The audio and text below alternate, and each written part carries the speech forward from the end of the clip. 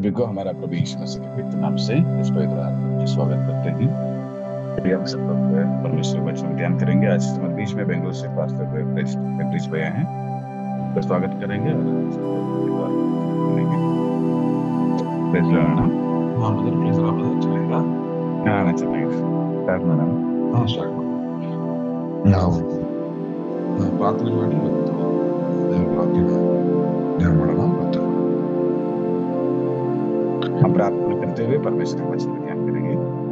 ಪ್ರೀತಿಯುಳ್ಳ ಪರಲೋಕದ ತಂದೆಯೇ, ಒಂದು ಬೆಳಗಿನ ಒಂದು ಬೆಳಗಾಗಿ ಸ್ತೋತ್ರ ತಂದೆ. ಆ ಒಂದು ಸಮಯದಲ್ಲೂ ಹಾಗಾಗಿ ನಾವು ನಿಮ್ಮ ಒಂದು ವಾಕ್ಯನ ಧ್ಯಾನ ಮಾಡಲು ಕೃಪೆಗಾಗಿ ಸ್ತೋತ್ರ. ಮತ್ತೊಂದು ದಿನವನ್ನು ಕೊಟ್ಟಿದ್ಯಾ. ಈ ದಿನದಲ್ಲೂ ನಿನ್ನ ಒಂದು ಮಕ್ಕಳಾಗಿ ಜೀವಿಸಲು, ನಿನ್ನ ಒಂದು ಚಿತ್ತದಂತೆ ನಡೆಯಲು ಈ ಸಮಯವನ್ನು ಆಶೀರ್ವಿಸಲು ಯೇಸು ಕ್ರಿಸ್ತನ ನಾಮದಲ್ಲಿ ಕೇಳ್ತೇನೆ ಪ್ರೀತಿಯುಳ್ಳ ತಂದೆ. ಈ ಒಂದು ಸಮಯದಲ್ಲಿ ಯೇಸು ಕ್ರಿಸ್ತನ ನಾಮದಲ್ಲಿ ವಂದಿಸ್ತೀನಿ. पुनः मैं प्रभु यीशु मसीह के पवित्र नाम से अभिनंदन करता हूँ. ಇವತ್ತು ಈ ಒಂದು ದಿನದಲ್ಲಿ ನಾವು ಜ್ಞಾನೋಕ್ತಿಗಳು 21ನೇ ಅಧ್ಯಾಯ ಧ್ಯಾನ ಮಾಡಿದ್ವಿ. आज हम लोग नित्य वचन का 21वां अध्याय को ध्यान करने वाले हैं. ಈ ಒಂದು ಅಧ್ಯಾಯದಲ್ಲಿ ಒಂದು ವಚನಗಳಿದೆ. इस अध्याय में 31 पद है. ಎಲ್ಲ ವಚನಗಳನ್ನು ನಾವು ಧ್ಯಾನ ಮಾಡಕ್ಕಾಗಲ್ಲ, ಬಟ್ ಒಂದೊಂದು ವಚನಗಳನ್ನ ನಾವು ಪಿಕ್ ಮಾಡಿ ಅದನ್ನ ಮಾತ್ರ ಧ್ಯಾನ ತಗೊಳ್ಳೋಣ. तो सभी वचनों पर तो ध्यान नहीं कर पाएंगे, लेकिन कुछ कुछ वचनों को हम उठाकर उस पर अब ध्यान करेंगे. ಸೊ ಈ ಒಂದು ಅಧ್ಯಾಯದಲ್ಲಿ ನಮ್ಮ ಜೀವನದಲ್ಲಿ ನಾವು ಹೇಗೆ ಬಂದು ನಾವು ನಡಿಬೇಕು ಅನ್ನೋ ಒಂದು ವಿಷಯದಲ್ಲಿ ಒಂದು ಸ್ವಲ್ಪ ಪ್ರಾಕ್ಟಿಕಲ್ ಆಗಿ ಒಂದು ವಿಷಯಗಳ ಅಡ್ವೈಸ್ ನಮಗೆ ಅದರಲ್ಲಿ ಬರೆಯಲ್ಪಟ್ಟಿದೆ. तो यहाँ पर हमारे जीवन को कैसे बिताना चाहिए, तो उस चीज को यहाँ पर बताया गया है. ಒಂದನೇ ವಚನ ನೋಡಿದಾಗ ಇಲ್ಲಿ ಏನಾಗಿದೆ ಅಂದ್ರೆ, ಒಂದು ರಾಜನ ಹೃದಯ ಬಂದು ಈ ಒಂದು ನಾವು ಹರಿಯುವ ನದಿ ಅಂತ ಇದೆ, ಅದು ದೇವರ ಕೈಯಲ್ಲಿ ಆತರ ಇದೆ. ಅವ್ರು ಎಲ್ಲೆಲ್ಲ ತಿಳಿಸ್ಬೇಕು ಅಂತ ಇದ್ರು, ಆತರ ದೇವರ ತಿಳಿಸ್ತಾರೆ ಅಂತ ವಚನ. तो यहाँ पर पहला पद को देखिएगा, एक मन जो है एक नदी के समान है और वो परमेश्वर के पास में है. वो परमेश्वर जहाँ पर चाहिए वहां पर उसको घुमा सकते हैं. ಸೊ ಇದು ಬಂದು ನೋಡಿದಾಗ ನಾವೊಂದು ಈ ಹಳೆಯ ಒಂದು ದಿನದಲ್ಲಿ ರಾಜರು ನಮ್ಮನ್ನು ಆಳ್ತಿದ್ರು. ಆ ಒಂದು ದೇಶವು ಆ ಒಂದು ಸ್ಥಳಕ್ಕೆ ರಾಜರು ಆಳ್ತಾ ಇದ್ದಾಗ ಅವ್ರನ್ನ ಬಂದು ನಾವು ಅನ್ಕೊಂತೀವಿ ಅವರೆಲ್ಲ ಬಂದು ಅವರೇ ಬಂದ್ಬಿಟ್ರು ಅಂತ. ಬಟ್ ದೇವರು ಬಂದು ಏನ್ ಮಾಡಿದ್ರು, ಅವ್ರನ್ನ ಸ್ಥಾಪನೆ ಮಾಡಿದ್ರು ಅಂತ ಬೈಬಲ್ ಹೇಳಿದ್ರು. तो हमने राजाओं के बारे में तो बहुत बार पढ़े होंगे और देखे भी होंगे. हम सोचते कि वही लोग आकर शासन करते थे बोलकर, लेकिन नहीं है, बल्कि राजाओं को परमेश्वर ने लाते थे और उनको परमेश्वर इस्तेमाल करते थे. ಸೊ ರೋಮರು 13ನೇ ಯೋಚನೆ ಮಾಡಿದಾಗ ಎಲ್ಲಾ ತರವಾದ ಅಧಿಕಾರಗಳನ್ನು ದೇವರೇ ಸ್ಥಾಪಿಸೋದು ಬೈಬಲ್ ಅಲ್ಲಿ ಹೇಳಲ್ಪಟ್ಟಿದೆ. रोमियो का 3रा अध्याय में बताया गया है कि सारे प्रकार के अधिकार को परमेश्वर में ही वो नियुक्त करते हैं. ಸೊ ಎಲ್ಲ ಅಧಿಕಾರಕ್ಕೂ ದೇವರು ಬಂದು ಏನಾಗಿದೆ, ರಾಜನಾಗಿದ್ದಾನೆ. तो सारा अधिकार के लिए परमेश्वर यीशु मसीह ही वो राजाओं का राजा हो गया है. ಸೊ ನಾವು ಬೈಬಲ್ ಅಲ್ಲಿ ನೋಡ್ತೀವಿ, ನೆಬೂಕದ್ನೆಚ್ಚರ್ ಅಂತ ಒಂದು ಲೋಕದಲ್ಲಿ ಒಂದು ತುಂಬಾ ಒಂದು ಈ ನಮ್ಮ ಹಿಸ್ಟ್ರಿಯಲ್ಲೇ ನೋಡಿದಾಗ ತುಂಬಾ ಒಂದು ದೊಡ್ಡ ಒಂದು ಪವರ್ಫುಲ್ ಆಗಿರೋ ರಾಜ ಬಂದು ನೆಬೂಕದ್ನೆಚ್ಚರ್ ಅಂತ ಒಂದು ರಾಜನಾಗಿದ್ದ. तो इतिहास में सबसे बड़ा इतिहास है और हमारा बाइबल में उनके नाम से किया गया है नेबूकद्नेಚ್ಚर करके. वो बहुत बड़ा राजा था उन दिनों में. ಸೊ ಆ ಬಾಬಿಲೋನ್ ದೇಶದಲ್ಲಿ ಅವನಿಗೆ ಇದ್ದಾಗ ಒಂದು ಸಮಯದಲ್ಲಿ ಅವನಿಗೆ ನಾನೇ ಈ ಒಂದು ಲೋಕಕ್ಕೆಲ್ಲ ನಾನೇ ದೊಡ್ಡ ರಾಜ ಅಂತ ಹೆಮ್ಮೆ ಬಂದಾಗ ದೇವರು ಏನ್ ಮಾಡಿದ್ರು, ಅವನ ಬಂದು ಆ ಹೆಮ್ಮೆನ ಇರಿಸೋದಕ್ಕೆ 7 ವರ್ಷ ಬಂದು ಒಂದು ಏನ್ ಮಾಡಿದ್ರು, ಒಂದು ವನವಾಸ ಹತ್ರ ಕಳಿಸ್ಬಿಟ್ರು ಅವನಿಗೆ. तो देखिएगा उस राजा के अंदर एक ऐसे सोचा गया कि सबसे बड़ा राजा में हूँ सारा दुनिया का बोलकर वो उसके अंदर जब ऐसे प्रकार के अहंकार आ गया, तो उसके साथ जो है परमेश्वर ने उसे जंगल में भेज के एक जंगल जिंदगी बिताने लगा दिए. ಅದೇ ತರ ನಾವು ನೋಡಿದಾಗ ಬೈಬಲ್ ಅಲ್ಲಿ ಎಷ್ಟೊಂದು ರಾಜರನ್ನ ದೇವ್ರು ಏನ್ ಮಾಡಿದ್ರು, ಅವ್ರ ಮಕ್ಕಳನ್ನ ಬಂದು ಮೇಲ್ತರದಕ್ಕೆ ಕಾಪಾಡೋದಕ್ಕೆ ಎಲ್ಲ ಬಂದು ರಾಜರುಗಳನ್ನ ಯೂಸ್ ಮಾಡಿದ್ರು ದೇವ್ರು. तो देखिएगा हम इसी प्रकार से बाइबल में पढ़ते हैं कि बहुत सारे राजाओं को परमेश्वर ने इस्तेमाल किए ताकि प्रजाओं को उनके द्वारा भलाई हो जाए. ಈ ಒಂದು ನಾವು ನೋಡ್ತೀವಿ ಯೋಸೇಫನ ಆ ಒಂದು ಸಮಯದಲ್ಲಿ ಅವ್ರ ದೇವ್ರ ಬಂದು ಆ ಫರೋಹನ ರಾಜ್ಯಕ್ಕೆ ಏನ್ ಮಾಡ್ಬೋದು ಒಂದು ನೈಟ್ ಅಲ್ಲಿ ಬಂದು ಅವನಿಗೆ ಒಂದು ಡ್ರೀಮ್ ನ ಕೊಟ್ಟಿ ಆ ಒಂದು ಡ್ರೀಮ್ ನ ಬಂದು ಯೋಸೇಫ್ ಬಂದು ಅದನ್ನ ಆ ಕರ್ತಾಲ ತರ ದೇವ್ರು ಮಾಡಿದ್ರು ಆ ಸನ್ನಿವೇಶವನ್ನು ಮಾಡಿದ್ರು. तो देखिएगा यूसुफ के जीवन में एक स्वप्न आता है और उस स्वप्न के अनुसार यूसुफ को चलाता है परमेश्वर। ಆಮೇಲೆ ಇಸ್ತರ ಒಂದು ಸಮಯದಲ್ಲೂ ಅಷ್ಟೇ ಆ ಒಂದು ಇಸ್ರೇಲ್ ಜನರನ್ನ ಯೂದರನ್ನ ಬಂದು ಹೆಂಗಾರು ಸಾಯಿಸ್ಬೇಕಂತಿದ್ದಾಗ ಹಮಾಸು ಅವಾಗ ದೇವ್ರು ಏನ್ ಮಾಡಿದ್ರು ರಾಜನಿಗೆ ಬಂದು ನೈಟ್ ಅಲ್ಲಿ ಒಂದು ಡ್ರೀಮ್ ನ ಕೊಟ್ಟಿ ಆಮೇಲೆ ದೇವರು ಬಂದು ಏನ್ ಮಾಡಿದ್ರು ಆ ಜನರನ್ನೆಲ್ಲ ಕಾಪಾಡಿದ್ರು. ठीक उसी प्रकार देखिएगा इस तरह की किताब में भी इस तरह को इस्तेमाल करते हैं ताकि वो यहूदियों को बचा सके, क्योंकि हामान नाम के एक व्यक्ति जो है यहूदियों को मारना चाहते थे, तो वहां पर उन्हें इस्तेमाल करते हैं और उनके द्वारा सारे यहूदियों को रक्षा करते हैं। ದೇವರು ಬಂದು ಎಲ್ಲಾ ಒಂದು ಬೈಬಲ್ ನಾವು ನೋಡಿದಾಗ ಎಲ್ಲಾ ಅಧಿಕಾರಿಗಳು ದೇವರೇನಾಗಿದೆ ಒಂದು ದೊಡ್ಡ ಒಂದು ರಾಜನಾಗಿದ್ದಾನೆ. तो देखिएगा ठीक उसी प्रकार बाइबल को अगर हम पढ़ते हैं तो सारे अधिकार का एक राजा महापरमेश्वर ही है। ಸೊ ಅದರಿಂದ ನಾವು ಏನ್ ನೋಡ್ಬೋದು ಅಂದ್ರೆ ನಮ್ಮ ಒಂದು ಕೆಲಸದ ಸ್ಥಳದಲ್ಲಿ ಇದ್ದಾಗ ನಮಗೆ ನಮ್ಮ ಒಂದು ಅಧಿಕಾರಿಗಳು ಇರ್ತದೆ ಅವ್ರು ಸ್ಥಾಪಿಸ್ತಿರ್ತಾರೆ. तो देखिएगा हम जहाँ पर भी काम करते हैं वहाँ पर हमारे लिए कुछ अधिकारियों को परमेश्वर ने नियुक्त किया रहता है। ಸೊ ಅಧಿಕಾರಿಗಳೆಲ್ಲ ಆ ಒಂದು ಅಧಿಕಾರಿಗಳ ಹೃದಯ ಒಂದು ದೇವರ ಕೈಯಲ್ಲಿ ಇರುತ್ತೆ. क्योंकि वो सारे अधिकारियों का जो हृदय है वो परमेश्वर के हाथ में रहता है। ಸೊ ದೇವರು ಬಂದು ಅವ್ರನ್ನ ಏನ್ ಮಾಡೋದು ಏನ್ ಬೇಕಾದ್ರೆ ದೇವರು ಅವ್ರನ್ನ ನಡೆಸ್ತಾರೆ. तो परमेश्वर ने उन्हें जैसे चाहिए उस मोड़ में चला सकते हैं। ಸೊ ಅದಕ್ಕೆ ನಾವು ಬಂದು ಕೆಲಸ ಮಾಡಿದಾಗ ಆ ಒಂದು ನಂಬಿಕೆಯಲ್ಲಿ ಜೀವಿಸ್ಬೇಕು ನಾವು.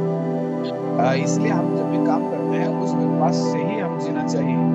ಅದಕ್ಕೆ ಬಂದು ಬೈಬಲ್ ಕೊಲೊಸ್ಸೆಗೆ ಬರೆದ ಪತ್ರದಲ್ಲಿ ಹೇಳ್ತಾರೆ ನೀವು ಕೆಲಸ ಮಾಡಿದಾಗ ಮನುಷ್ಯಗೋಸ್ಕರ ಕೆಲಸ ಮಾಡಬೇಡಿ ದೇವರಿಗೋಸ್ಕರ ಕೆಲಸ ಮಾಡಿ ಅಂತ ಹೇಳ್ತಾರೆ. इसलिए कोलोस्से के पत्र में पौलुस ने बताता है कि आप मनुष्य के लिए नहीं है बल्कि परमेश्वर के लिए काम किया करो। ಅವಾಗ ದೇವರು ಒಂದು ಏನ್ ಮಾಡ್ತಾರೆ ಸಮಯಕ್ಕೆ ತಕ್ಕ ಫಲವನ್ನು ಕೊಡ್ತಾರಂತೆ. तो तभी परमेश्वर आपके लिए सही प्रकार का प्रतिफल देंगे।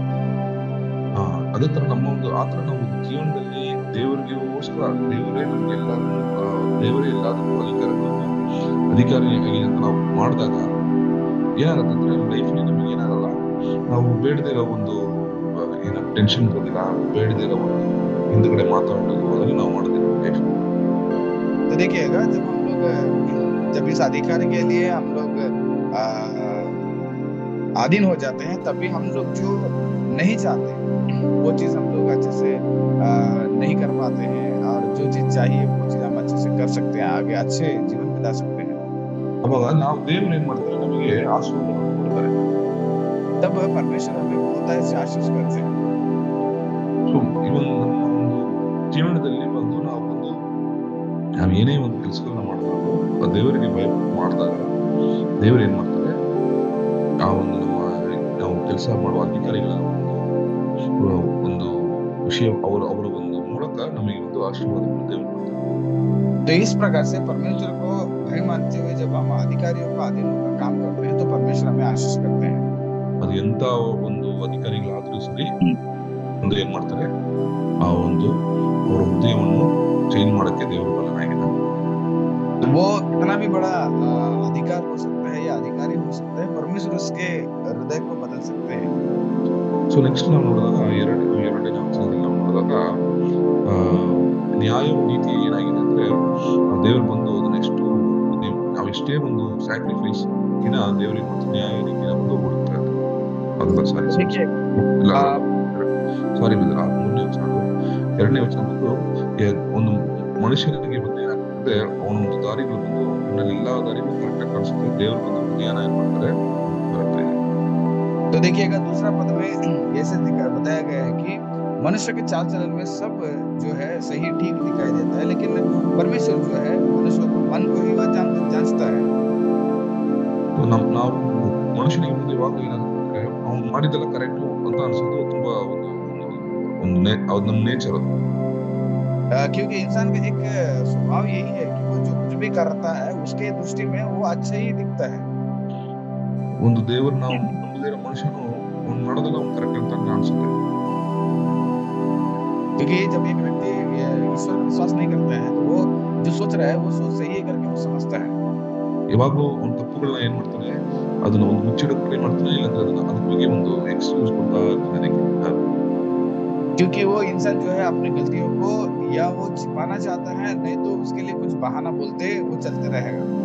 ಆದ್ರೆ ದೇವ್ರು ಬೈಬಲ್ ಹೇಳುತ್ತಂದ್ರೆ, ದೇವ್ರು ಬಂದು ಎಲ್ಲರ ಒಂದು ಹೃದಯವನ್ನು, ಇಲ್ಲಾಂದ್ರೆ ಅವ್ರ ಮನಸ್ಸಾಕ್ಷಿ ಅಂತ ಹೇಳ್ಬೋದು, ಆ ಮನಸ್ಸಾಕ್ಷಿನ ಏನ್ ಮಾಡ್ತಾರೆ ದೇವ್ರು ಬಂದು ಅದನ್ನ ವೆಯ್ಟ್ ಹಾಕಿ ನೋಡ್ತಾರೆ. ಅವಾಗ ಏನಾಗುತ್ತೆ, ಆ ವೆಯ್ಟ್ ಬಂದು ಏನಾಗುತ್ತೆ, ತುಂಬಾ ಹೊಸ ಏನಾಗುತ್ತೆ, ಅದು ಬಂದು ನಮಗೆ ಅದು ವೆಯ್ಟ್ ಇರೋದಿಲ್ಲ. तो क्योंकि परमेश्वर मन को जांचता है, तो परमेश्वर उस चीजों को जब देखते हैं तो वो इंसान के लिए परमेश्वर की दृष्टि में कोई काम की बातें नहीं रहता है। ನಾವು ಏನು ಬೇಕಾದ್ರೆ ನಾವೇನ್ ಮಾಡ್ಬೋದು, ನಾವು ಏರ್ಮರ್ಸ್ಬೋದು, ಏನ್ ಬೇಕಾದ್ರೂ ಸುಳ್ಳನ್ನ ಹೇಳಿ ಇದು ಮಾಡ್ಬೋದು. ಆದ್ರೆ ನಮ್ಮ ಮನಸ್ಸಾಕ್ಷಿನ ನಾವೇನ್ ಮಾಡೋಕ್ಕಾಗಲ್ಲ, ಅದನ್ನ ಸುಳ್ಳು ಹೇಳ್ಸಕ್ ಆಗೋದಿಲ್ಲ. देखिएगा, हम किसी को भी धोखा दे सकते हैं, किसी के सामने भी अगर झूठ बोल सकते हैं, लेकिन जो हमारे मन की सोच विचार है उसको कभी भी हम लोग बदल नहीं सकते हैं। उसको धोखा हम उससे पार नहीं हो सकते हैं। ಸೊ ಬೈಬಲ್ ಹೇಳುತ್ತೆ, ನಾವು ಆ ಒಂದು ಸಮಯದಲ್ಲಿ ನಾವು ಒಂದು ದೇವರು ಬಂದು ನ್ಯಾಯ ವಿಚಾರಣೆ ಮಾಡಿದಾಗ ನಮ್ಮ ಮನಸ್ಸಾಕ್ಷಿ ವಿರುದ್ಧವಾಗಿ ನಮಗೆ ಸಾಕ್ಷಿ ಇರುತ್ತೆ ಅಂತ क्योंकि बाइबल बताता है कि जब परमेश्वर के न्याय सिंहासन पर जाता है, हमारा खुद का मन ही हमारा विरुद्ध क्या करता है, वो गवाही बोलता है। ಸೊ ದೇವರು ಬಂದು ಹೃದಯವನ್ನು ಏನ್ ಮಾಡುವಾಗಿಲ್ಲ, ಒಂದು ನೋಡುವ ಒಂದು ಅದನ್ನ ಶೋಧಿಸುವ ಒಂದು ದೇವರಾಗಿದ್ದಾರೆ. क्योंकि परमेश्वर है मनुष्य के हृदय को जांचने वाला परमेश्वर है। ಸೊ ಅದರಿಂದ ನಮ್ಮ ಹೃದಯವನ್ನು ಶುದ್ಧವಾಗಿ ಇಟ್ಕೊಳ್ಳೋದು ತುಂಬಾ ಮುಖ್ಯವಾಗಿದೆ. इसलिए हमारे हृदय को शुद्ध से रखना बहुत ही प्रामुख्यता है। ಹಂಗ್ ಇಟ್ಕೊಂಡಾಗ ನಾವೇನಾಗುತ್ತೆ, ದೇವರು ಆ ತಕ್ಕ ಫಲವನ್ನು ನಮಗೆ ಕೊಡ್ತಾರೆ. जब हम लोग ऐसे प्रकार से रखते हैं तो परमेश्वर हमें अच्छे प्रतिफल देते हैं। ಮೂರನೇ ನೋಡಿದ್ರೆ, ಮೂರನೇ ವಚನದಲ್ಲಿ ನ್ಯಾಯವು ನೀತಿಯು ಏನಾಗಿದೆ, ದೇವರಿಗೆ ಬಂದು ತುಂಬಾ ಇಷ್ಟವಾದ ಒಂದು, ನಾವು ಎಷ್ಟೇ ಸ್ಯಾಕ್ರಿಫೈಸ್ ಮಾಡಿದ್ರು ಅದಕ್ಕಿಂತ ದೇವ್ರ ನ್ಯಾಯ ನೀತಿಗಳು ತುಂಬಾ ಮುಖ್ಯವಾಗಿದೆ. हम कितना भी त्यागे हैं, तीसरा पद में ये लिखा गया है कि धर्म और न्याय जो है परमेश्वर के लिए बहुत पसंद होती है। ತುಂಬಾ ಜನ ಏನ್ ಮಾಡ್ತಾರೆ, ದೇವ್ರಿಗೋಸ್ಕರ ತುಂಬಾ ತ್ಯಾಗಗಳನ್ನ ಮಾಡಿ ಏನ್ ಮಾಡ್ತಾರೆ, ಏನೇನೋ ಮಾಡ್ತಾರೆ. ಬಟ್ ಅದಕ್ಕಿಂತ ದೇವ್ರು ಆಸೆ ಪಡೋದು ಅಂದ್ರೆ ಅವ್ರ ಲೈಫ್ ಅಲ್ಲಿ ನ್ಯಾಯವೂ ನೀತಿಯೂ ಇರ್ಬೇಕು ಅಂತ ದೇವ್ರು ಆಸೆ ಪಡ್ತಾರೆ. क्योंकि बहुत सारे लोग जो है परमेश्वर के लिए बहुत सारी चीजों को त्यागते हैं, लेकिन उससे भी ज्यादा परमेश्वर धर्म और न्याय को बहुत पसंद करते हैं मनुष्य के जीवन से। ದೇವರ ಒಂದು ದೃಷ್ಟಿಯಲ್ಲೂ ಮನುಷ್ಯರ ದೃಷ್ಟಿಯಲ್ಲೂ ಏನು ನ್ಯಾಯವೋ ಏನು ನೀತಿಯೋ ಅದನ್ನ ನಾವು ಮಾಡಿದ್ರೆ मनुष्य के दृष्टि में, परमेश्वर की दृष्टि में जो न्याय है उसकी कुछ सीखने की आदत बनाना चाहिए। ಯಾಕಂದ್ರೆ ಬೈಬಲ್ ಹೇಳುತ್ತೆ, ದೇವರ ಸಿಂಹಾಸನ ಒಂದು ನ್ಯಾಯವೋ ನೀತಿಯೋ ಅದರಲ್ಲಿ ಏನ್ ಮಾಡಿದಂತೆ ನಿಂತಿದೆ. क्योंकि बाइबल बताता है कि परमेश्वर के सिंहासन में न्याय और धर्म है। ಅದು ಒಂದು ಫೌಂಡೇಶನ್, उसका जो बुनियादी है। ನಾನು ಒಂದ್ಸರಿ ನೋಡ್ತೀನಿ, ಒಂದು ಬಿಲೀವರ್ಸ್ ದೇವರಿಗೋಸ್ಕರ ಅದು ಮಾಡ್ತಾರೆ, ಎಷ್ಟೊಂದು ವಿಷಯಗಳನ್ನ ಮಾಡ್ತಾರೆ, ಸಭೆಗೆ ಬರ್ತಾರೆ, ಪ್ರಾರ್ಥನೆ ಮಾಡ್ತಾರೆ, ಬಟ್ ಅವ್ರ ಲೈಫ್ ಅಲ್ಲಿ ನೋಡಿದ್ರೆ ನ್ಯಾಯ ನೀತಿ ಇರೋದಿಲ್ಲ. मैंने कितने विश्वासी को देखा हूँ, सभा में आते हैं, प्रार्थना करते हैं, बहुत अच्छे त्यागते भी हैं, लेकिन उनके जीवन में न्याय और धर्म को मैं नहीं देख पाता हूँ। ದೇವರು ಪರಿಸರನ ನೋಡಿ ಇದನ್ನೇ ಹೇಳಿದ್ರು, परमेश्वर फरीसियों को देखकर यही बात बोले, ನೀವು ದೇವರಿಗೋಸ್ಕರ ಏನ್ ಮಾಡ್ತೀರಾ, ದಶಮ ಭಾಗವನ್ನು ಕೊಡ್ತೀರಾ, ಫಾಸ್ಟಿಂಗ್ ಇರ್ತೀರಾ, ಪ್ರೇಯರ್ ಮಾಡ್ತೀರಾ, ಬಟ್ ನಿಮ್ ಲೈಫ್ ಅಲ್ಲಿ ನ್ಯಾಯ ನೀತಿನ ನೀವು ಕೈಗೊಂಡಿಲ್ಲ ಅಂತ ಹೇಳ್ತಾರೆ. क्योंकि उन लोगों को देखकर यीशु से कहते हैं कि आप दशमांश को देते हो और प्रार्थना भी करते हो, सभा में आ जाते हो, लेकिन आप परमेश्वर के सम्मुख में न्याय और धर्म जो है उसको भूल चुके हो। ದೇವ್ರ ಹತ್ರ ಇಂಥ ವಿಷಯಗಳನ್ನ ನೀವು ಫಸ್ಟ್ ನೀವು ಮಾಡಿ, ಆಮೇಲೆ ನೀವು ಮತ್ತೆ ಬೇರೆ ವಿಷಯಗಳನ್ನ ನೀವು ಮಾಡ್ಬೇಕಾಗಿತ್ತು ಸಮಯ. तभी परमेश्वर बोलते हैं कि इन चीजों को पहले करनी चाहिए, उसके बाद वो चीज कीजिए बोलते हैं। ಸೊ ನಾವು ಒಂದು ಕ್ರೈಸ್ತರಾಗಿ ನಾವು ದೇವರಿಗೋಸ್ಕರ ಎಷ್ಟೊಂದು ವಿಷಯಗಳನ್ನ ಮಾಡಬಹುದು, ಭಕ್ತಿಯಾಗಿರ್ಬಹುದು, ಅದಕ್ಕಿಂತ ಮೇಲಾಗಿ ನಾವು ಬಂದು ಬೇರೆಯವರಿಗೆ ಏನಾಗಿರ್ಬೋದು, ನ್ಯಾಯವನ್ನು ನೀತಿಯನ್ನು ಸ್ಥಾಪಿಸುವ ಒಂದು ಮಕ್ಕಳಾಗಿರ್ಬೇಕು. तो हम परमेश्वर के लोगों के लिए कितना भी हम लोग मदद या कुछ भी कर सकते हैं, लेकिन उससे पहले परमेश्वर के सम्मुख में न्याय और धर्म के मार्गों में चलने वाले होना चाहिए। ನೆಕ್ಸ್ಟ್ ನಾವು ನೋಡಿದಾಗ ವಚನ 5 ನೋಡಿ, और हम चले जाएंगे फिर 5 पर ध्यान करेंगे। ಇಲ್ಲಿ ಏನ್ ಹೇಳ್ತಂದ್ರೆ, ನಾವು ಒಂದು ವಿಷಯಗಳನ್ನ ಬಂದು ತುಂಬಾ ಒಂದು ಏನ್ ಹೇಳ್ತೀರಾ, ಡಿಲಿಜೆಂಟ್ ಅಂದ್ರೆ ಒಂದು ಕೇರ್ ತಗೊಂಡು ಅದನ್ನ ಮಾಡ್ಬೇಕಾದ್ರೆ ಅದ್ರ ಬಂದು ದೇವರು ಅದು ತುಂಬಾ ಸಕ್ಸಸ್ಫುಲ್ ಆಗಿರುತ್ತೆ. देखिएगा, हम कोई भी काम को एक अच्छे निर्णय लेकर जब हम काम करते हैं तो उसमें हमें बहुत सफलताएं रहती हैं। ಬಟ್ ಏನನ್ನ ಒಂದು ವಿಷಯವನ್ನು ಸುಮ್ಮನೆ ಏನೋ ಬೇಕಾಬಿಟ್ಟು ನಾವು ಮಾಡಿದಾಗ ನಾವು ಬಡವರಾಗ್ತೀವಿ ಅಂತ ಬೈಬಲ್ ಹೇಳುತ್ತೆ. लेकिन हम लोग जो जरूरत नहीं है बिना मतलब के कामों में अगर हाथ लगाते हैं तो हम गरीब हो जाते हैं बोल के बताते हैं। ನನಗೊಂದು ತುಂಬಾ ಸರಿ ಎಷ್ಟೊಂದು ಸಭೆಗಳಿಗೆ ಹೋದಾಗ ಹೇಳೋ ಒಂದು ವಾಕ್ಯವಾಗು ಇನ್ನು ಒಂದು ಕೆಲಸವನ್ನು ನೋಡ್ಬಿಟ್ಟು ನೀವು ಎಷ್ಟು ಆತ್ಮಿಕವಾಗಿ ಬೆಳೆದಿದ್ದೀರ ಅಂತ ನಾನು ಹೇಳ್ತೀನಿ. मैंने कभी कभी कुछ कलीसिया में जाता हूँ तो उनको मैं यही बताता हूँ तुम्हारा काम को देखकर मैं पता कर लूंगा कि आप कितना आत्मिक जीवन में आगे बढ़ ನೀವು चुके हैं। ಎಷ್ಟು ಆ ಕೆಲಸಗಳಲ್ಲಿ ಒಂದು ಶೀಘ್ರವಾಗಿ ಅದನ್ನ ಒಂದು ಮನಸ್ಪೂರ್ವಕವಾಗಿ ಆ ಕೆಲಸದಲ್ಲಿ ನೀವು ಮಾಡ್ತಿರೋ ಅದು ಬಂದು ನೀವು ದೇವರಿಗೋಸ್ಕರ ಮಾಡ್ತಾ ಇದ್ದೀರಾ, ದೇವರು ಬಂದು ಅದನ್ನ ಆಶೀರ್ವಾದ ಮಾಡ್ತಾರೆ. क्योंकि कोई भी काम को आप जब आप मन पूरे मन भर कर जब करते हैं वो केवल मनुष्य के लिए नहीं बल्कि आप परमेश्वर के लिए वो करते हैं। ಸೊ ನಾವು ಏನು ಕೆಲಸ ಮಾಡ್ತೀವಿ ಅನ್ನೋದು ಮುಖ್ಯವಲ್ಲ, क्योंकि हम क्या काम करते हैं वो यहाँ पर मायने नहीं रखता है। ಅದು ಕಸ ಗುಡಿಸೋ ಕೆಲಸ ಇರ್ಬೋದು, ರೋಡ್ ಗುಡಿಸೋ ಕೆಲಸ ಇರ್ಬೋದು, ಏನ್ ಕೆಲಸ ಬೇಕಿಲ್ಲ ಅಂದ್ರೆ ಒಂದು ಕಂಪ್ಯೂಟರ್ ಕೆಲಸ ಇರ್ಬೋದು, ಏನೇ ಒಂದು ಕೆಲಸವಾದ್ರು ದೇವ್ರು ಏನ್ ಮಾಡ್ತಂತ ಕೆಲಸನ ನಾವು ಹೇಗೆ ಮಾಡ್ತಾ ಇದ್ದೀವಿ ಅದನ್ನ ದೇವರು ತುಂಬಾ ಅಬ್ಸರ್ವ್ ಮಾಡ್ತಾರೆ. चाहे आप लोग झाड़ू मारो या आप रास्ता को साफ करो, चाहे आप कंप्यूटर के सामने बैठो, लेकिन जो भी कोई भी काम आप परमेश्वर के लिए जब करते हैं वो बहुत ಬೈಬಲ್ मायने ಅಲ್ಲಿ रखता है। ನೀನು ಮನಸ್ಪೂರ್ವಕವಾಗಿ ಆ ಒಂದು ಕೆಲಸವನ್ನು ಮಾಡು ಅಂತ ಬೈಬಲ್ ಹೇಳುತ್ತೆ. बाइबल बताता है कि आप अपने मन के अनुसार क्या करना, उस काम को करना पूरे मन से। ಯಾಕಂದ್ರೆ ಆ ತರ ಮಾಡಿದಾಗ ದೇವರಿಗೆ ಮಾಡ್ತಾನೆ, ಅವ್ರಿಗೆ ಆಶೀರ್ವಾದವನ್ನು ಕೊಡ್ತಾರೆ. क्योंकि उस ढंग से जब करते हैं परमेश्वर उन्हें आशीष करते हैं। ಬಟ್ ಸುಮ್ಮನೆ ಏನೋ ಒಂದು ಬೇಕಾಬಿಟ್ಟು ಏನೋ ಹೇಳೋದು ಅಂತ ನಾವು ಮಾಡಿದಾಗ ಏನಾಗುತ್ತೆ, ನಾವು ಇನ್ನೂ ಬಡತನದಲ್ಲಿ ಜಾಸ್ತಿ ಆಗುತ್ತೆ. लेकिन जब मन की उतावली से कोई भी काम करते हैं ये अबुरा मन से तो उस काम से हमें आगे नहीं बढ़ पाते, बल्कि उसकी वजह से हम लोग गलत के रास्ते में आ जाते हैं। ಆದಿಯಿಂದಾನೇ ನೋಡಿದಾಗ ದೇವರು ಬಂದು ಏನ್ ಮಾಡಬೇಕು, ಆದಾಮನಿಗೆ ಅವನ ತೋಟವನ್ನು ನೋಡೋ ಒಂದು ಕೆಲಸವನ್ನು ಕೊಟ್ಟಿದ್ರು. क्योंकि आदि में आप देखिएगा आदम को उस बगीचा के अंदर काम करने के काम दिए थे। ಸೊ ಆಮೇಲೆ ಆ ಒಂದು ಅಲ್ಲಿರೋ ಒಂದು ಪ್ರಾಣಿಗಳಿಗೆ ಕೊಡೋ ಒಂದು ಕೆಲಸ ಕೊಟ್ಟಿದ್ರು ದೇವರು. और वहाँ पर हमें सारे जानवरों के लिए नाम रखने के भी काम दिए थे। ಸೊ ದೇವರು ನೋಡಿದಾಗ ಒಂದು ಆದಿಯಿಂದಾನೇ ದೇವರು ಒಂದು ಮನುಷ್ಯನಿಗೆ ಕೆಲಸವನ್ನು ಕೊಡುವ ಒಂದು ದೇವರಾಗಿದೆ. क्योंकि आदि से ही परमेश्वर जो है मनुष्यों के लिए कुछ काम देने वाला परमेश्वर थे। ಸೊ ದೇವರ ಒಂದು ನಾವು ಒಂದು ಎಲ್ಲ ನಾವು ಕೊಟ್ಟಿರೋ ಕೆಲಸಗಳು ದೇವರು ಕೊಟ್ಟಿರೋ ಅಂತ ಹೇಳ್ಬಿಟ್ಟು ನಾವು ಏನ್ ಮಾಡ್ಬೇಕು, ಅದು ತುಂಬಾ ಒಂದು ಶ್ರದ್ಧೆಯಿಂದ ಮಾಡಿದಾಗ ದೇವರ ಆಶೀರ್ವಾದ. तो हम मनुष्य जो है कोई भी काम हमारे हाथ में मिला है वो परमेश्वर ने मुझे दिया, पर उसको पूरे मन से क्या करना उस काम में लगे रहना चाहिए। ನೆಕ್ಸ್ಟ್ ನಾವು 6ನೇ ವಚನ ನೋಡೋಣ. उसके बाद हम 6वें पद में ध्यान करेंगे। ಸೊ ಇಲ್ಲಿ ಏನಾಗ್ತಂದ್ರೆ ಒಂದು ಸುಳ್ಳಿನಿಂದ ಒಂದು ನಾವು ಒಂದು ನಮ್ಮ ಒಂದು ಆಸ್ತಿಗಳನ್ನ ಸೇರಿಸಿದಾಗ ಅದೇನಾಗ್ಬಿಡುತ್ತೆ, ಸ್ವಲ್ಪ ದಿನದಲ್ಲಿ ಒಂದು ಅದು ಹೋಗ್ಬಿಡುತ್ತೆ, ಸುಮ್ಮನೆ ಒಂದು ಮರಣಕ್ಕೆ ಒಂದು ದಾರಿಯಾಗಿದೆ ಅಂತ ಹೇಳಿ. देखिएगा 6वें पद में यही बताया गया है कि जो धन छूटे के द्वारा प्राप्त हो वह वायु से उड़ जाने वाला फुहारा है। ನಾವು ಎಲ್ಲರಿಗೂ ಒಂದು ಏನಾಗಿದೆ, ಒಂದು ಹಣದ ಅವಶ್ಯಕತೆ ಇದೆ, ನಾವು ಅದನ್ನ ಒಂದು ಕಷ್ಟಪಟ್ಟು ದುಡಿತೀವಿ, ಸೇರಿಸ್ತೀವಿ, ಎಲ್ಲ ಒಳ್ಳೇದು. क्योंकि हर एक व्यक्ति को पैसे की जरूरत पड़ता है, उसके लिए बहुत मेहनत करते हैं, बहुत कष्ट को उठाते हैं। ಬಟ್ ಅದು ಹೇಗೆ ನಾವು ದುಡಿತೀವಿ ಅನ್ನೋದನ್ನ ತುಂಬಾ ಮುಖ್ಯವಾಗಿ ನಾವು ನೋಡ್ಬೇಕಾಗಿದೆ. लेकिन वो कमाई कैसे हम कमाते हैं वो हमें बहुत मायने रखता है। ಸುಳ್ಳು ಹೇಳಿ ನಾವು ಅದನ್ನ ನಾವು ಬೇರೆಯವ್ರನ್ನ ಯಾಮಾರಿಸಿ ಮಾಡೋ ದುಡ್ಡುಗಳು ಬಂದು ಅದೇನಂತ ಬೈಬಲ್ ಹೇಳುತ್ತೆ, ಅದು ಸ್ವಲ್ಪ ದಿನ ಮಾತ್ರ ಆಮೇಲೆ ಏನಾಗ್ಬಿಡುತ್ತೆ, ಅದು ಹೋಗ್ಬಿಡುತ್ತೆ ಅಂತ. झूठ बोलकर या किसी को धोखा देकर जब उस पैसा को हम कमाते हैं वो कुछ ही दिन में क्या हो जाता है, वो हमारे हाथों से उड़ जाती है।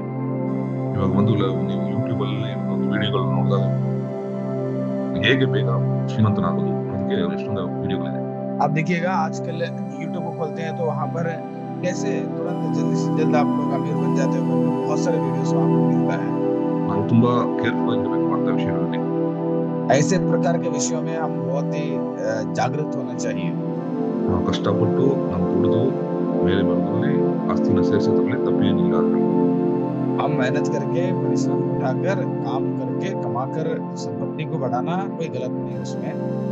ಬಟ್ ನಾವೊಂದು ಶಾರ್ಟ್ ಕಟ್ ತಗೊಂಡು ಒಂದು ಸುಳ್ಳಿನ ಒಂದು ಮುಖಾಂತರ ಬೇರೆಯವ್ರನ್ನ ಯಾಮಾರಿಸಿ ಮಾಡಿದಾಗ ಅದರಲ್ಲಿ ನಮ್ಗೇನು ದೇವರ ಆಶೀರ್ವಾದ ಇರೋದಿಲ್ಲ, ಇನ್ಫ್ಯಾಕ್ಟ್ ಅದು ಬಂದು ಏನಾಗ್ಬಿಡುತ್ತೆ, ನಮ್ಮ ಒಂದು ಸಂತತಿಗೆ ಒಂದು ಒಂದು ಒಳ್ಳೆ ವಿಷಯಗಳನ್ನು ತರೋದಿಲ್ಲ. अगर हम लोग झूठ बोलकर गलत ढंग से अगर धन संपत्ति को बटोरते हैं, वो हमारे लिए आशीष नहीं है, बल्कि हमारा पीढ़ी के लिए वो आशीष नहीं रहेगा। ಸೊ ಅದರಿಂದ ನಾವು ಹೇಗೆ ಬಂದು ನಾವು ಒಂದು ನಮ್ಮ ಆಸ್ತಿಗಳನ್ನ ಸೇರಿಸ್ತೀವಿ ಒಂದು ಅದನ್ನ ನಾವು ತುಂಬಾ ಕೇರ್ಫುಲ್ ಆಗಿ ನಾವು ಯೋಚನೆ ಮಾಡಬೇಕಾಗಿದೆ. तो हमारे जीवन में हम हमारा संपत्ति कैसे बटोरते हैं, बढ़ाते हैं, उसको हम बहुत ही जागरूक से क्या करना पड़ेगा, उसको देखना पड़ेगा। ಒಂದೊಂದು ಸರಿ ನಮ್ಮ ಒಂದು ಜೀವನದಲ್ಲಿ ಎಲ್ಲಾನು ಚೆನ್ನಾಗಿ ನಡೆಯುತ್ತೆ, ಬಟ್ ನಮ್ಮ ಮಕ್ಕಳ ಒಂದು ಜೀವನದಲ್ಲಿ, ಅವ್ರ ಮಕ್ಕಳ ಜೀವನದಲ್ಲಿ ಅದೇನಾಗ್ಬಿಡುತ್ತೆ, ಒಂದು ಎಲ್ಲಾನು ಹೋಗ್ಬಿಡುತ್ತೆ. हमारा जीवन में सब ठीक ठाक चलते रहेगा, लेकिन हमारे जो बच्चों के भविष्य में जो है वो सारा चीज गायब हो जाता है। ಸೊ ಅದರಿಂದ ನಮ್ಮ ಕೈಗಳು ಒಂದು ಶುದ್ಧವಾಗಿರಬೇಕು. इसलिए हमारा हाथ जो है वो शुद्ध से पवित्रता से भरे रहना चाहिए। ನಾವು ಇನ್ನೂ ಒಂದು ಸ್ವಲ್ಪ ವಿಷಯ ನೋಡೋಣ. 9ನೇ ವಚನ ನೋಡಿ. हम कुछ और बातों को ध्यान करेंगे, 9 पद को देखिएगा। ಇಲ್ಲಿ ಏನಂತಂದ್ರೆ, ನಿನ್ನ ಒಂದು ಒಂದು ಮನೆಯಲ್ಲಿ ಬಂದು ಒಂದು ಏನು ಮಾಡುವ, ಇಲ್ಲ ಒಂದು ಕಾರ್ನಲ್ಲಿ ಕುತ್ಕೊಳ್ಳೋದು ಒಳ್ಳೇದು, ಒಂದು ಜಗಳವಾಡುವ ಸ್ತ್ರೀ ಜೊತೆ ಬದುಕೋದಕ್ಕಿಂತ ಅಂತ ಬೈಬಲ್ ಹೇಳುತ್ತೆ. क्योंकि वहां पर ऐसा देखा गया है कि लंबे चौड़े घर में झगड़ालू पत्नी के संग रहने से छत के कोने पर रहना उत्तम है। ನೀವು ಯಾರು ಬಂದು ನೀವು ಮದುವೆ ಆಗ್ತೀರಿ ಅನ್ನೋದು ತುಂಬಾ ತುಂಬಾ ಮುಖ್ಯವಾಗಿ. देखिएगा, तुम कैसे प्रकार के लोगों से शादी करने वाले हैं, वो भी हमें बहुत ही जरूरत पड़ता है। ನಿಮ್ಮ ಒಂದು ಲೈಫಲ್ಲಿ ನೀವು ಬಂದು ನಿಮಗೆ ಬಂದು ಒಂದು ಹುಡುಗಿ ಸುಂದರವಾಗಿದೆ, ಇಲ್ಲಾಂದ್ರೆ ಆ ಹುಡುಗಿ ಬಂದು ಚೆನ್ನಾಗಿ ಬಂದು ಓದಿದೆ, ಇಲ್ಲ ಚೆನ್ನಾಗಿ ಮಾತಾಡುತ್ತೆ, ಈ ತರ ಎಲ್ಲ ನೀವು ನೋಡ್ಕೊಂಡು ಆಚೆ ಮದುವೆ ಆಗ್ಬಿಟ್ರೆ ನೀವು ಆಮೇಲೆ ನಾಳೆ ಕಷ್ಟದಲ್ಲಿ ಸಿಕ್ಕಾಕೊಳ್ಳೋದಕ್ಕೆ ಚಾನ್ಸಸ್ ಜಾಸ್ತಿ ಇದೆ. अगर आप लोग ये सोचेंगे कि वो लड़की बहुत सुंदर है, बहुत ही अच्छी दिखती है, ये समझकर आप उसके बहकाना में बहक जाकर अगर उससे प्यार करके उसको शादी कर लेते हैं, तो कल होकर आप बहुत पछताएंगे जीवन में। ದೇವರಿಗೆ ಭಯಪಡುವ ರಕ್ಷಣೆವಾಗಿರೋ ಒಂದು ಹುಡುಗಿನ ನೀವು ಮದುವೆ ಆದ್ರೆ ನಿಮ್ಗೆ ಒಳ್ಳೇದು. परमेश्वर से जो डरती है, ऐसे लड़की से अगर शादी करना आपके लिए अच्छा है। ಯಾಕಂದ್ರೆ ನಿಮಗೆ ಆಮೇಲೆ ಮದುವೆ ಆದ್ಮೇಲೆ ಗೊತ್ತಾಗುತ್ತೆ, ಅಯ್ಯೋ ನಾವು ಬಂದು ಈ ತರ ಜಗಳವಾಡುವ ಒಂದು ಸ್ತ್ರೀನ ಮದುವೆ ಆಗ್ಬಿಟ್ರೆ ಆಮೇಲೆ ಗೊತ್ತಾಗುತ್ತೆ ನಿಮಗೆ ಏನಾಗುತ್ತೆ, ಮನೇಲಿ ಇರೋದಕ್ಕೆ ನಿಮ್ಗೆ ಇಷ್ಟ ಆಗೋದಿಲ್ಲ. तो शादी होने के बाद अगर आपको पता चलेगा कि अरे यार ये झगड़ालू पत्नी है, तो फिर ये समझने के बाद आपको फिर घर पे रहना पसंद नहीं होता है। ಒಬ್ಬೊಬ್ರು ಬಂದು ಏನ್ ಮಾಡ್ತಾರೆ, ಒಂದು ಅರ್ಜೆಂಟ್ ಅಲ್ಲಿ ಮದುವೆ ಮಾಡ್ಕೊಂಡ್ಬಿಡ್ತಾರೆ, ಲೈಫ್ ಲಾಂಗ್ ಕುತ್ಕೊಂಡು ಅಳ್ತಾ ಇರ್ತಾರೆ. तो कई सारे लोग क्या करते हैं, बहुत ही गड़बड़ी से शादी विवाह कर लेते हैं, उसके बाद जिंदगी भर पछताएंगे। ಅದರಿಂದ ನಾವು ಬಂದು ಒಂದು ದೇವರ ಒಂದು ಯೋಚನೆನ ದೇವರ ಮುಂದೆ ಹೋಗಿ ಪ್ರಾರ್ಥನೆ ಮಾಡಿ ದೇವರ ಹತ್ರ ಯೋಚನೆಗಳನ್ನ ತಗೊಂಡು ನಾವು ಮದುವೆ ಕಾರ್ಯಗಳನ್ನ ಪ್ರೊಸೀಡ್ ಮಾಡ್ಬೇಕಾಗಿದೆ. तो इसलिए परमेश्वर के पास जाकर परमेश्वर से हम लोग सलाह लेकर प्रार्थनाओं में विवाह करना बहुत जरूरत है। ಒಂದೊಂದ್ಸರಿ ಬಂದು ಒಂದು ಯಜಮಾನರು ಇದಕ್ಕೆ ಪ್ರಾಬ್ಲಮ್ ಆಗಿರ್ಬೋದು, ಏನಕ್ಕಂದ್ರೆ ಅವರು ಅವ್ರ ವೈಫ್ ನ ಏನೋ ಹೇಳಿ ಆತರ ಮಾಡಿರ್ಬೋದು. कभी कभी ये भी हो सकता है, घर के फंसी के वजह से भी पति जो है पत्नी को कुछ बहुत सारे उल्टी सीधे बातें बोल कर उनको ऐसे प्रकार से तैयार करते हैं। ಸೊ ನಮ್ಮ ಲೈಫ್ ಅಲ್ಲಿ ನಮ್ಮ ಒಂದು ಎಸ್ಪೆಷಲಿ ನಮ್ಮ ದಂಪತಿಗಳ ಮದುವೆ ಒಂದು ವಿಚಾರದಲ್ಲಿ ನಾವು ದೇವರ ಮುಂದೆ ನಡೆದಾಗ ದೇವರು ಒಂದು ನಮ್ಮನ್ನ ನಡೆಸ್ತಾರೆ. खास करके विवाह के विषय में हम परमेश्वर के सम्मुख में जाना वो हमारे लिए बहुत जरूरत है। ಸೊ ನಾನು ಕ್ವಿಕ್ ಆಗಿ ಹೋಗ್ತೀನಿ, ಒಂದೆರಡು ವರ್ಷ ಮಾತ್ರ ನೋಡೋಣ. ಇಲ್ಲಿ ದೇವರ 13ನೇ ವಚನದಲ್ಲಿ ಬಂದು ಏನ್ ಹೇಳತ್ತಂದ್ರೆ, ಒಂದು ಬಡವರಿಗೆ ಬಂದು ಅವರ ಒಂದು ಅಳುವನ್ನು ನಾವು ನೋಡಿ ಅವ್ರಿಗೆ ನಾವು ಹೆಲ್ಪ್ ಮಾಡಿದಾಗ ದೇವರು ನಮ್ಗೆ ಏನ್ ಮಾಡ್ತಾರೆ, ಹೆಲ್ಪ್ ಮಾಡ್ತಾನೆ ಅಂತ ಇದೆ. क्योंकि 13 पद में ऐसे बताया गया है, जो कंगाल की दुहाई पर कान दे वह आप पुकारेगा और उसकी सुनी न जाएगी। ನಾವು ಬಂದು ಅದ್ರ ಕೂಗಲ್ನ ಕೇಳಿಲ್ಲ ಅಂದ್ರೆ ದೇವ್ರು ನಮ್ಮ ಕೂಗನ್ನು ಕೇಳೋದಿಲ್ಲ ಅಂತ ಇದೆ. क्योंकि कंगालों के शब्दों को, दुहाई को अगर हम नहीं सुनेंगे तो परमेश्वर हमारे शब्दों को भी नहीं सुनते। ಸೊ ಬಡವರಿಗೆ ನಾವು ರೆಸ್ಪಾಂಡ್ ಮಾಡ್ತೀವೋ ದೇವರು ನಮ್ನ ಹಾಗೆ ರೆಸ್ಪಾಂಡ್ ಮಾಡ್ತಾರೆ. गरीबों के साथ कैसे हम लोग व्यवहार करते हैं, ठीक उसी प्रकार परमेश्वर हमारे साथ व्यवहार करते हैं। ನಾವು ಬಂದು ಬಡವರನ್ನ ಹೆಲ್ಪ್ ಮಾಡೋ ಒಂದು ಜನರಾಗಿರ್ಬೇಕು. इसलिए हम कंगालों को मदद करने वाले होना चाहिए। 17ನೇ ವಚನ ನೀವು ನೋಡಿದಾಗ 17 पद में जब पढ़ते हैं, ತುಂಬಾ ಒಂದು ಎಲ್ಲವನ್ನು ಆಸೆ ಪಟ್ಟವನು ತಿನ್ನೋದರ ವಿಷಯದಾಗಲಿ ಈ ಏನೇನೋ ಕೊಂಡ್ಕೊಬೇಕಾಗಿರೋ ವಿಷಯ ಮುಂದೆ ಬಡವನಾಗ್ತಾನೆ ಅಂತ ಇದೆ. क्योंकि खाने के विषय में ज्यादा खातुल होता है या खरीदने में ज्यादा पैसा खर्चा करता है तो वो बहुत जल्दी कंगाल हो जाता है। ಎಷ್ಟೇ ದುಡ್ಡಿದ್ರು ಅದೆಲ್ಲ ಖಾಲಿಯಾಗ್ಬಿಡುತ್ತೆ. कितना भी पैसा रहे वो जल्दी से खत्म हो जाता है। ಸೊ ನಮ್ಮ ಲೈಫಲ್ಲಿ ನಾವೊಂದು ಏನ್ ಮಾಡ್ಬೇಕು, ಯಾವ್ದಕ್ಕೂ ನಾವು ಒಂದು ಏನಾಗ್ಬಿಡ್ಬಾರ್ದು, ಗುಲಾಮರಾಗ್ಬಿಡ್ಬಾರ್ದು. इसलिए हमारा जीवन में हम लोग बहुत ही जागरूक से होना है, कोई भी चीज के लिए गुलाम नहीं होना चाहिए। ನಮ್ಮ ಆಸೆಗಳಿಗೂ ಗುಲಾಮರಾಗ್ಬಾರ್ದು. हमारे आशाओं के लिए भी हम गुलाम नहीं बनना चाहिए। ಸೊ ಆಮೇಲೆ 30ನೇ ವಚನದಲ್ಲಿ ನಾವು ಹೇಗೆ ದುಡ್ಡನ್ನ ನಾವು ಕ್ಷಮಿಸಬೇಕು ಅಂತ ಇದೆ. 20वां पद को देखिएगा, हम वहाँ पर पैसे को कैसे खर्चा करना है वो भी डाला गया है। ಬರೋ ದುಡ್ಡನ್ನೆಲ್ಲ ಗುಲಾಮ್ ಮಾಡಬಾರ್ದು, ದೇಶದಲ್ಲಿ ಖಾಲಿ ಮಾಡಬಾರ್ದು. आने वाले पैसा का पूरा नहीं निकलना चाहिए। ಅದನ್ನ ಸೇರಿಸಿ ಇಟ್ಟಾಗ ಏನಾಗುತ್ತಂದ್ರೆ ದೇವರ ಒಂದು ಆಶೀರ್ವಾದ ಆಗ್ತದೆ. हम उसको बचा के रखते हैं तो उसमें परमेश्वर की आशीष रहती है। ಒಂದು ಜ್ಞಾನಿ ಅದೇ ಬೈಬಲ್ ಇರುತ್ತೆ, ಜ್ಞಾನಿಯ ಮನೆಯಲ್ಲಿ ಎಲ್ಲಾ ತರ ಒಂದು ವಿಷಯಗಳು ಇರುತ್ತದೆ. ज्ञानवान का बुद्धिमान के घर पे सारे प्रकार की बातें रहती हैं। ಆದ್ರೆ ಒಂದು ಮೂಢನು ಎಲ್ಲವನ್ನು ಗಾಲಿ ಗುಲಾಮ್ ಮಾಡ್ಬಿಡ್ತಾನೆ। लेकिन मूर्ख आदमी जो है वो जल्दी से पूरा चीज को खत्म कर देता है। ಸೊ ಈ ತರ ಇನ್ನೂ ಅನೇಕ ವಿಷಯಗಳಿದೆ, ಬಟ್ ನಮಗೆ ಸಮಯ ಇಲ್ಲ. ಅದರಿಂದ ನಾವೇನ್ ಮಾಡೋಣ, ನಾವು ಮುಗಿಸ್ಕೊಳ್ಳೋಣ। ऐसे बहुत सारी चीजें यहाँ पर, लेकिन हमारे लिए समय नहीं है, इसलिए यहाँ हम लोग रोकेंगे। ಸೊ ನಾವು ಪ್ರಾರ್ಥನೆ ಮಾಡಿ ದೇವರ ಒಂದು ಸಮಯದಲ್ಲಿ ಪ್ರಾರ್ಥನೆ हम परमेश्वर के प्रार्थना करके परमेश्वर के आत्मा समर्पण करेंगे। ಪ್ರೀತಿಯುಳ್ಳ ತಂದೆಯೇ, ಒಂದು ಸಮಯದಲ್ಲೂ ಅನೇಕ ಒಂದು ಜ್ಞಾನೋಕ್ತಿಗಳಿಂದ ನಮ್ಗೆ ಜ್ಞಾನವಾದ ಒಂದು ವಚನಗಳನ್ನು ಮಾತಾಡಿದೆ, ಅದಕ್ಕೆ ಸ್ತೋತ್ರ. ಈ ಒಂದು ವಿಷಯಗಳನ್ನು ನಮ್ಮ ಲೈಫಲ್ಲಿ ನಾವು ಅವಲಂಬಿಸಿ ನಿನ್ನ ಮಕ್ಕಳಾಗಿ ಜೀವಿಸಲು, ನಿನ್ನ ಮಕ್ಕಳಾಗಿ ನಾವು ಈ ಲೋಕದಲ್ಲಿ ಬೆಳಗ್ಗೆ ಮಕ್ಕಳಾಗಿ ಜೀವಿಸಲು ಕೃಪೆಯನ್ನು ಕೊಡುತ್ತದೆ. ಈ ಮೀಟಿಂಗ್ ಒಬ್ಬವನ್ನು ಆಶ್ರಯಿಸು, ಕೆಲಸ ಕಾರ್ಯಗಳನ್ನು ಆಶ್ರಯಿಸು. ಯೇಸು ಕೃಷ್ಣ ನಾಮದಲ್ಲಿ ಕೇಳ್ತೀವಿ ಪ್ರೀತಿಯುಳ್ಳ ತಂದೆಯೇ, ये मेरे मन यहोवा को धन्य कह, और जो कुछ मुझ में है वो उसके पवित्र नाम को धन्य कहे। ये मेरे मन यहोवा को धन्य कह, और उसके किसी उपकार को ना भूलना। थैंक्स। परमेश्वर आप सबके साथ बने रहे, फिर हम लोग कल मिलेंगे। सभी कुछ सीखें।